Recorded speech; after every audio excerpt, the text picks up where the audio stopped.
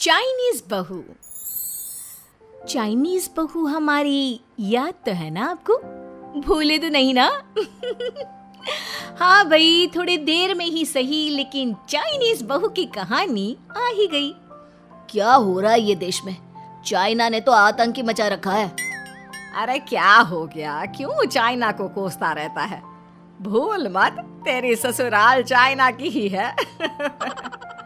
हाँ माँ, पर ये देखना, लड़ाई झगड़े, ये बीमारी, ऊपर से ये देश कितना चालाक है, अंदर न जाने क्या क्या करता रहता है। तभी अंदर से बहू की चिल्लाने की आवाज आती है। अरे क्या हो गया बहू, क्यों चिल्ला रही है? माँ जी, ये देखिए, ये रूस ने यूक्रेन की हालत क्या कर दी है। ऊपर से चाइना में डर बड़ा लॉकडाउन लग गया है। माँ जी, अब क्या किया जाए? अरे तो तुम लोगों को क्या परेशानी हो रही है, मैं तो यही नहीं समझ पा रही हूँ। वो क्या है ना माँ, हम लोग चाइना जाने की सोच रहे थे, सांगसू के भाई की शादी है। तो क्या? अरे कौन सा उन लोगों के यहाँ भाई घोड़ी चढ़ता है जो बहन काजल लगाकर नेक लगी? माँ जी, उसकी आंखें बहुत छोटी छोटी है, उसमें या तो पुतली रह सकती है या काजल। साले की पुतली निकाल कर काजल लगा दो, अंधा कहीं का। क्या क्या बोला तुम मेरे भाई के बारे में? अरे नहीं नहीं बहू, वो तो बोल रहा था कि तुझे नेग मिल जाएगा। हैं, बहन है ना तू उसकी। नहीं नहीं माँ जी, मैं सब समझती, ये मेरे भाई का मजाक बनाते रहते। कितना सीधा है मेरा भाई, बिल्कुल छिपकली जैसा। नहीं नहीं बहू, सीधा गाय जैसा होता है। सही पकड़े हैं माँ जी। हाँ, तो मेरे भाई की शादी है, मैं चाइना जरूर जाऊंगी। तभी एक पड़ोसन आ जाती है। अरे नहीं नहीं बहू, तू कहीं ना जा, हम लोगों का मन कैसे लगेगा तेरे बिना। ले बहू, तेरे भाई के लिए ये शॉल रख ले, हमारी तरफ से गिफ्ट कर देना। अरे सब कितने अच्छे हैं, मेरी चाइनीज बहू को कितने प्यार से तुम लोगों ने एक्सेप्ट कर लिया। सच में बड़ी भाग्यशाली हूँ मैं। कैसी बात कर रही है? ये तो हम लोगों के देश की खूबसूरती है कि हर किसी को दिल से अपना लेते हैं, बस वो भी दिल से हमें अपना समझे। कैसी बात कर रही हैं आंटी जी? मेरे लिए आप सब सासू माँ जैसी ही हैं। मुझे भारत बहुत अच्छा लगता है, ये सबसे अच्छा देश है, मेरा भारत महान। वैसे भी लड़के की शादी जहाँ होती है वो तो वहीं की हो जाती है ना। जीती रे बहू, सही बोल रही है। औरत तो होती ही पानी की तरह है, जो जहाँ जैसे रखे वैसी ही शेप ले लेती है।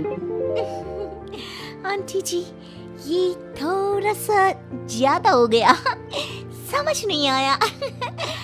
नो प्रॉब्लम, मैं चाय बना कर लाती हूँ। फिर क्या, वो दिन भी आ जाता है जब बेटे बहू को चाइना जाना पड़ता है। वहाँ जाकर बहू का भाई कहता है, मेरे बहन आ गए, मेरे बहन आ गए। मैंने सबको बोला कि सब हिंदी में बात करेंगे, नहीं तो बहन नाराज हो जाएगी। थैंक्स बॉय, हिंदी मेरी भाषा है, आप मुझे उसमें बात करना अच्छा लगता है। आपने जीजा जी से मिलो। ओ बहन, तुम अंदर चलो। सभी बहू को अंदर लेकर चले जाते हैं, लेकिन सांगसू का पति, वो तो बेचारा चाइना के ससुराल के आंगन में अकेला खड़ा रहता है। काफी देर तक जब कोई उसे नहीं पूछता तो वो माँ को घर पर फोन करता है। हाँ बेटा, पहुँच गए ना कुशल मंगल? हाँ माँ, लेकिन सांगसू पता नहीं कहाँ है, वो तो अंदर गई है, तब से बाहर आई ही नहीं। अरे कैसी बात कर रहा है? तो तू अंदर चला जा, तू बाहर क्यों है? अरे दामाद है तू वहाँ का, उन लोगों ने तुझे बिठाया, चाय पानी कुछ नहीं पूछा? नहीं ना माँ। तभी सामने से सांगसू आती है। क्यों आप अभी तक तैयार नहीं हुए?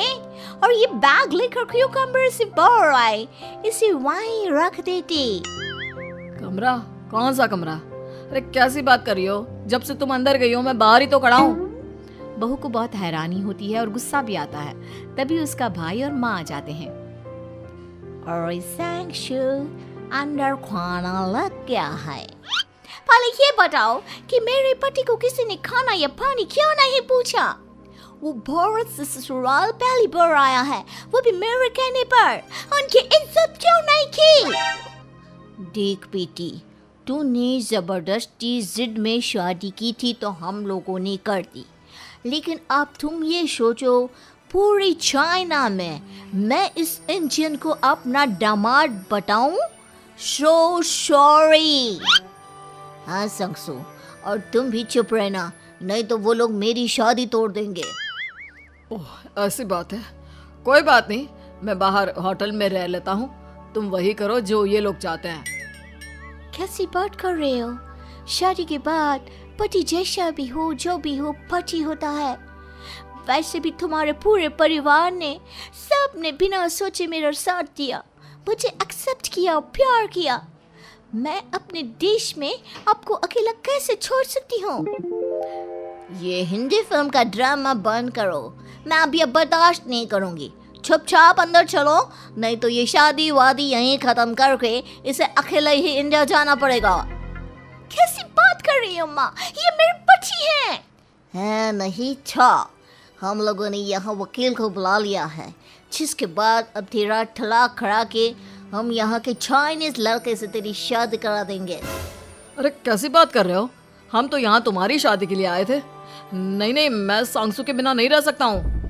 हाई वोल्टेज ड्रामा होने के बाद से ही सारा माहौल खराब हो जाता है कि तभी एक लड़की आती है। मैंने सारा इंतजाम कर दिया है, सांगसू की शादी का मंडप परसों लग जाएगा। तब तक इसके पति को कमरे में बंद कर देते हैं। सभी सांगसू के पति का हाथ बांधकर उसे कमरे में बंद कर देते हैं। ये क्या कानूनी है? आप लोग मेरे पति के साथ ऐसा नहीं कर सकते हैं। मैं किसी से शादी नहीं करूंगी, ये साफ बात है। पहले मैं अपनी शादी करूं, फिर तेरी भी शादी करवा दूंगा। सब कुछ तय हो जाता है, भाई की शादी हो जाती है। फिर वो दिन भी आ जाता है जब सांगसू की शादी वो लोग जबरदस्ती करने के लिए उसे मंडप पर ले जाते हैं। ऐसा मत करो, ये मेरी बीवी है। मैं किसी से शादी नहीं करूंगी। कैसे नहीं करेगी शादी? शादी तो तेरा बाप भी करेगा।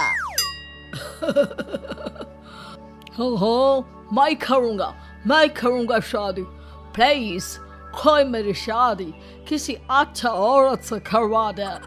चुप, बिल्कुल चुप। फिर माँ सांगसू और उसके पति से कहती है,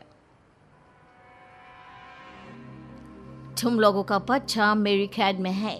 अगर तुम लोगों ने कोई भी होशियारी की तो मैं इस बच्चे को मार दूंगी। दोनों माँ का रूप देखकर हैरान हो जाते हैं। बच्चे की खातिर दोनों शांत हो जाते हैं और शादी की रस्में शुरू हो जाती है कि तभी सांगसू की सास पुलिस के साथ आ जाती है। माँ, ससुर माँ आ गई, मेरी माँ आ गई। माँ प्लीज हम लोगों को बचाकर वापस ले चलो। पुलिस सभी को गिरफ्तार कर लेती है। बेटी के बच्चे को मारने की धमकी तो कोई चुड़ैल ही दे सकती है। अरे तो ये चुड़ैल ही तो है। ये सही बोल रहे हैं, ये औरत किसी चुड़ैल से कम नहीं है। तभी उन लोगों का बच्चा भी आकर सांगसू के गले लग जाता है। माँ, तू सही समय पर आ गई, लेकिन तुझे कैसे पता चला कि यहाँ ये सब हो रहा है? बेटा, ये चाइनीज लोग ना होते ही धोखेबाज हैं।